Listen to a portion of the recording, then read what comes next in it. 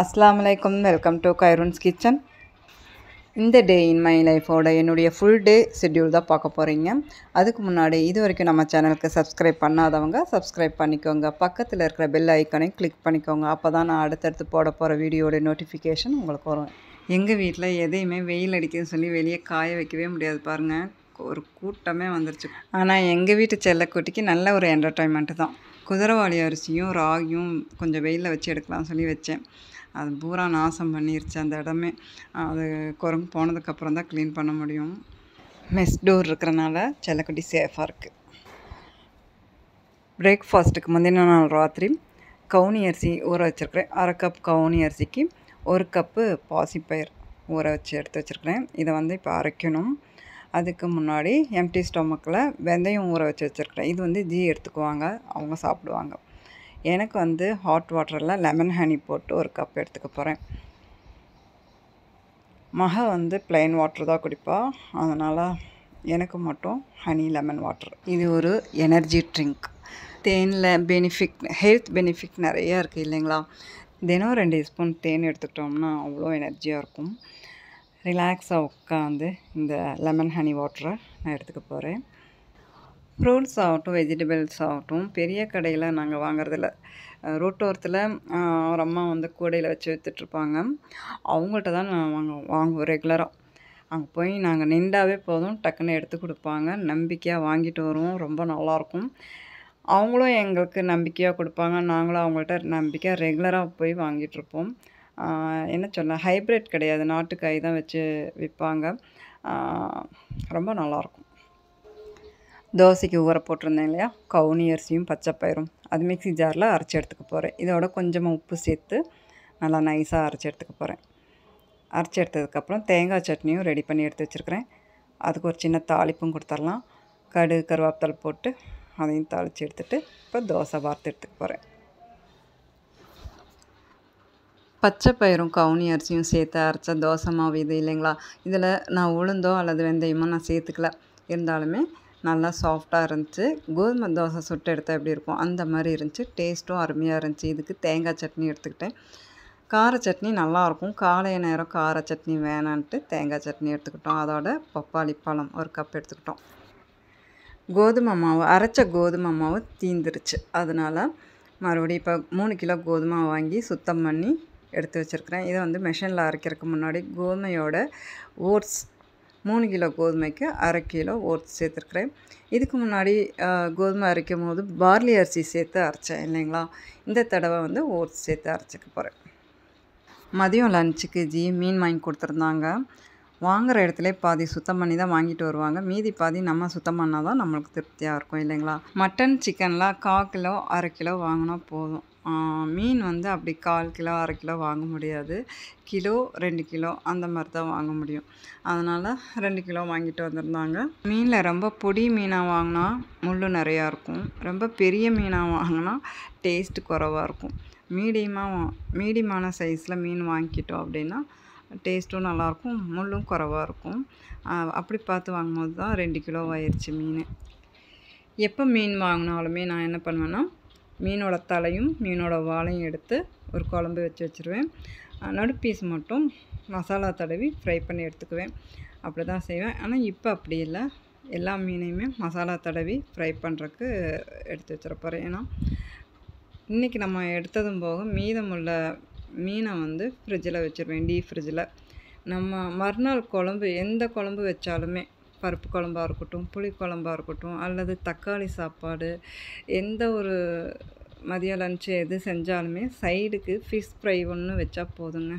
சூப்பராக சாப்பிட்டு எழுந்திரிச்சிடலாம் இல்லைங்களா? இந்த மீனுக்கு மசாலா ஜீரகம், மல்லிப்பொடி, மஞ்சப்பொடி, மிளகாய் பொடி, உப்பு, கருவேப்பிலை, எலுமிச்சம்பழம் எல்லாம் போட்டு நல்லா மசாலா தடவி ஒரு கவர் போட்டு வச்சிட போகிறேன். இன்றைக்கி தேவைக்கு எடுத்ததும் போக மீதமுள்ள மசாலா மீனை டப்பாவில் போட்டு ஃப்ரிட்ஜில் வச்சிட போகிறேன். காலிஃப்ளவர் இருந்தது, காலிஃப்ளவர் குருமா வைக்கிறதுக்கு உருளைக்கிழங்கு தக்காளிலாம் எடுத்து வச்சுருக்கிறேன் கட் பண்ணி. இப்போ குக்கரில் ஆயில் விட்டு வெங்காயம், இஞ்சி, பூண்டு, தேங்காய் எல்லாம் ஒன்றா அரைச்சிட்டு ஆயிலில் போட்டு நல்லா 2 நிமிஷம் வதக்கிட்டு இதுக்கு கூட மசாலா சேர்த்திக்க போகிறேன். மிளகாய்த்தூள், மல்லிப்பொடி, பட்டைத்தூள், ஏலக்காய்த்தூள் கொஞ்சம் போட்டு நல்லா வதக்கிட்டு மசாலா அரைச்ச மிக்ஸி ஜாரில் கொஞ்சமாக தண்ணி விட்டு அதையும் சேர்த்துக்கலாம். இந்த காலிஃப்ளவர் குருமாவுக்கு பச்சை பட்டாணி கேரட்டும் போடலாம். நான் அதெல்லாம் போடல. ஏன்னா குருமா அதிகமாயிரும் அப்படிங்கிறதுனால மீதமாயிரும். நம்ம தேவைக்கும் போக மீதமாயிரும். அதனால் அதெல்லாம் போடல. போட்டோம்னா ரொம்ப நல்லாயிருக்கும், டேஸ்ட்டாக இருக்கும். உப்பு சேர்த்துட்டு நல்லா வதக்கிட்டு கொஞ்சமாக தண்ணி விட்டு குக்கர் லிட்டு போட்டு விசில் போட்டுற வேண்டியதான். 2 விசில் வந்தோடனே ஸ்டவ் ஆஃப் பண்ணிடலாம். வெஜ்ஜு குருமாவாக இருந்தாலும் நான்வெஜ் குருமாவாக இருந்தாலும் தாளித்த சாப்பாடு நல்லாயிருக்கும். அதனால் சின்ன வெங்காயம், கருவேப்பிலை, பட்டை எடுத்து வச்சுருக்கிறேன்.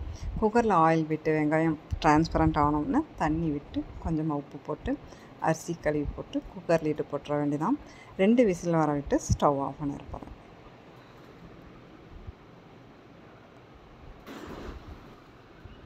ஈவினிங் வெளியே போகலான்னு இருக்கிறோம். கொஞ்சம் க்ராசரி ஐட்டம்லாம் வாங்க வேண்டியது இருக்குது. ஃபிஷ் ஃப்ரை ஆகிட்டுருக்கு. ரொட்டி சுட்டு எடுத்துகிட்ருக்கிறேன். மதியம் லஞ்ச் ரெடி ஆகிடுச்சுங்க. இப்போ சாப்பாடு எடுத்து வச்சிடலாம். பிளேட்டில் கலர்ஃபுல்லாக கேரட்டும் வெள்ளரிக்காவும் கட் பண்ணி எடுத்து வச்சுருக்கிறேன். அடுத்து ஃபிஷ் ஃப்ரை, ஒரு ரொட்டி, ஒரு கப் ரைஸு, அடுத்து வெஜ்ஜு குருமா. இதுதான் எங்களுடைய மதியம் லஞ்சாக இருந்தது.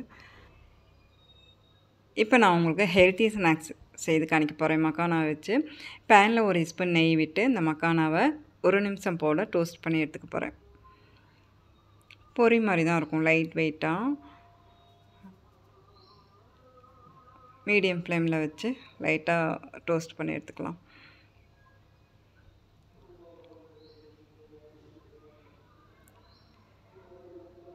இது ஒரு பவுலில் போட்டுட்டு அதே பேனில் நாட்டு சக்கரை 4 ஸ்பூன் நாட்டு சக்கரை சேர்த்து கொஞ்சமாக தண்ணி விட்டுக்கலாம்.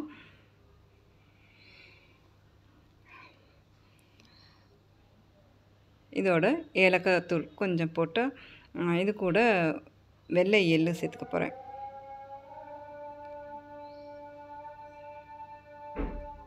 சேர்த்துட்டு லைட்டாக மிக்ஸ் பண்ணி விட்டுட்டு இப்போ ஸ்டவ் ஆஃப் பண்ணிவிட்டு டோஸ்ட் பண்ண மக்கானாவை சேர்த்துக்கலாம்.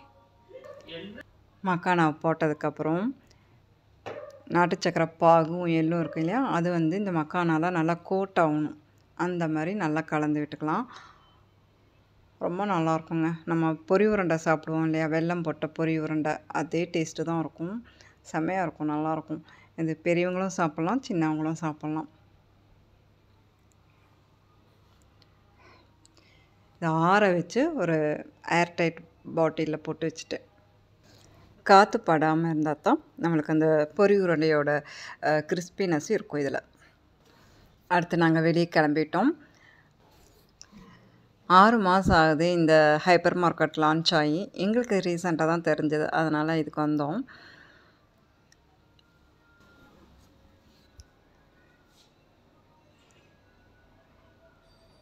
இங்கே கலெக்ஷனும் நல்லா இருந்தது, ரேட்டும் ரீசனபிளாக இருந்தது.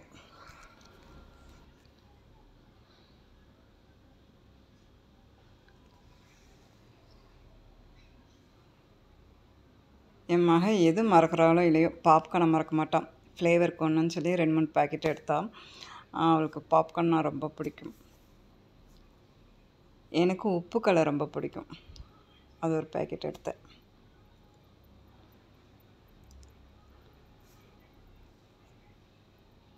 அடுத்து உஸ்மானியா பிஸ்கெட். ஸ்நாக்ஸ் ஐட்டம் தான் நிறையா சேர்ந்துச்சுங்க. நாங்கள் வாங்க போனது ஒன்று, அங்கே நாங்கள் வாங்கினது ஒன்று, அந்த மாதிரி தான் நடக்கும் எப்போவுமே.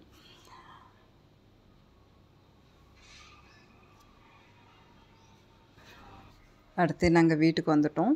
நைட் டின்னருக்கு ஒரு சாட் ஐட்டம் செய்யலாம் அப்படின்னு சொல்லிட்டு பாவ் பன் இருந்தது, அதை வச்சு ஒரு சப்ஜி ரெடி பண்ண போகிறேன்.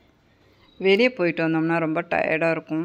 நம்ம எதாவது செஞ்சு வச்சுட்டு வெளியே போனோம்னா வந்த உடனே நம்ம சாப்பிட்லாம். நான் அந்த மாதிரி செய்யாமல் டைம் ஆகும்னு சொல்லிட்டு சீக்கிரம் கிளம்பிட்டேன்.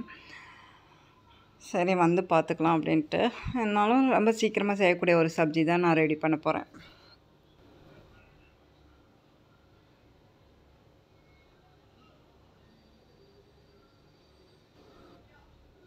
வெங்காயம், கேப்சிகம் சாப்பரில் போட்டு எடுத்து வச்சுட்டு மிக்ஸி ஜாரில் ஒரு உருளைக்கிழங்கு 2 உருளைக்கிழங்கு போல் கட் பண்ணி வச்சுருந்தேன், அதையும் சேர்த்துட்டு தக்காளியும் சேர்த்துருக்குறேன்.